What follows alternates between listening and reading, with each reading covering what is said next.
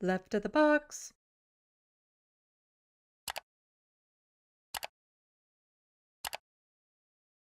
But speaking of other people in Canada, they're like, you know what? Maybe this whole idea of selling the states, becoming part of the states, becoming the 51st state. We have another Canadian that is dead set on, people are calling it treason. I don't know if I would go that far. Um, but Kevin O'Leary has been big on this. And so here he is on Power and Politics. And again, our journalists, our news anchors, they sometimes do a good job of pointing out how horrible these people are. You're a Canadian citizen, and this is economic Armageddon if these tariffs come in, as you well know. Unemployment is going to go through the roof. Economic growth is going to go down. Provincial governments. I appreciate you saying that, but neither of us know. We just don't know. You've got to wait. My point is, wouldn't you rather have your adversary's cell phone number on speed dial? I would. No, look, only one. Only one in Canada that was smart enough to go and meet him. Donald Trump isn't exactly his adversary. Well, I mean, Prime Minister... I wonder if he has Prime Minister Justin Trudeau's number on speed dial. Trudeau and Dominic LeBlanc did go have dinner with him at Mar-a-Lago, right? Excuse me. Let me just make a. I asked Trump to ignore those meetings because those people are going to get eradicated in the next election. And yeah, so I just went down to Mar-a-Lago to speak with Donald Trump, the adversary that I have, and I told him to just totally ignore all the government relationships of my country, to just ignore what the prime minister has to say. Just ignore it because, election coming up, whatever. You know how it is, right, Donald Trump? Right, buddy, bucko, buddy. Just ignore everything that my government is trying to accomplish. What an asshat.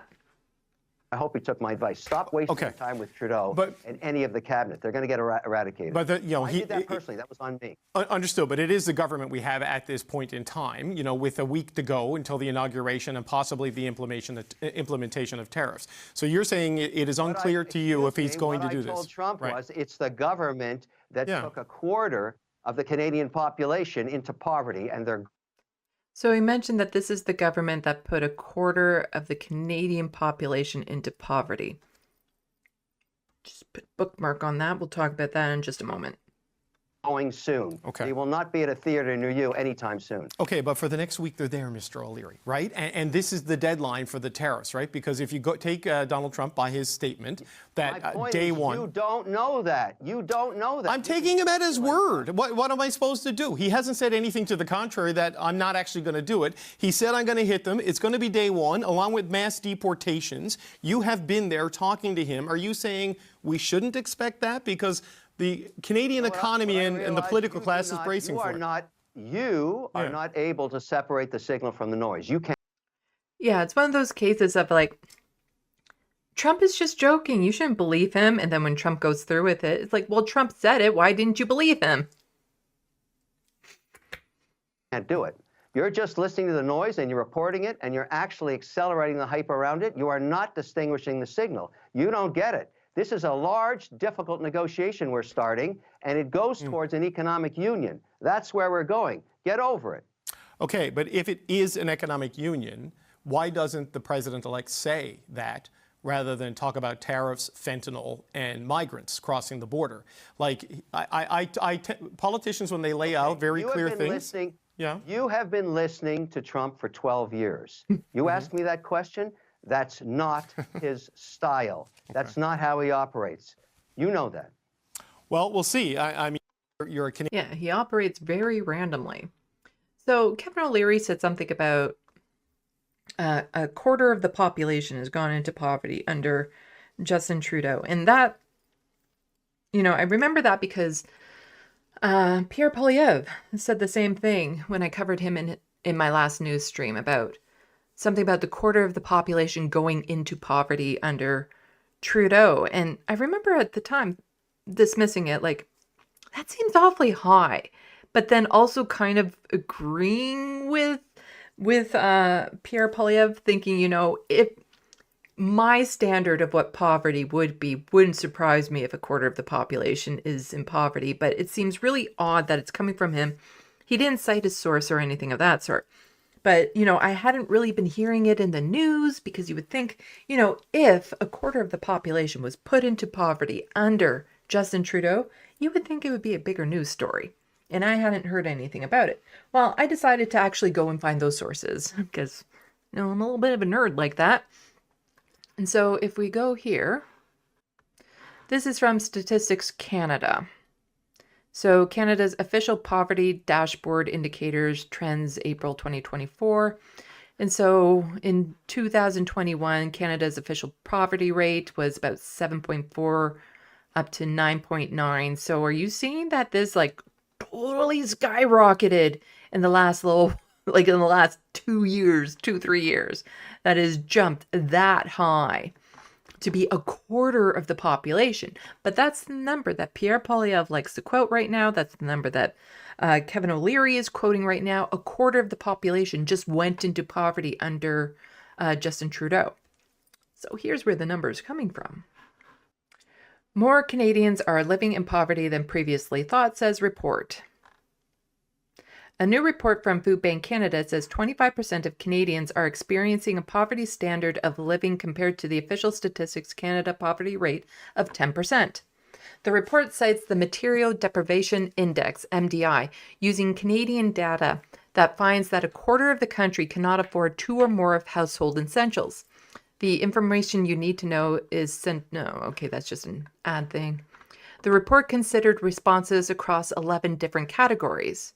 So if you can't get, they're saying 2 or more? Yeah. So if you cannot afford 2 or more of these things. Transportation, everyone in the household able to get around your community wherever they need to go. Footwear, does everyone have in your household have proper fitting shoes and at least 1 pair of winter boots? Protein, everyone getting enough protein, fish, meat, vegetarian equivalent, at least every other day. Temperature, are you able to keep your house or apartment at a comfortable temperature all year round? Special occasions, are you able to participate in celebrations, other occasions important to people from your social, ethnic, cultural, religious groups? Gifts, are you able to buy someone small gifts for family and friends at least once a year? Bills, are you currently able to pay your bills on time? Clothes, do you and everyone in your household have appropriate clothing to wear for special occasions such as job interview, wedding, funeral? Dental care, are you as everyone in your household able to get regular dental care, including teeth cleaning and fillings at least once a year? So this has probably gone down since this report due to the dental plan that the Liberals and the NDP pushed through. Spending money, if you wanted to, could you spend a small amount of money each week on yourself? Unexpected, if you have an unexpected expense today of $500, would you cover it from your own resources as opposed to going into debt type thing? According to the findings, nearly 6 million additional Canadians are living in poverty than what's reflected in Statistics Canada most recent poverty data.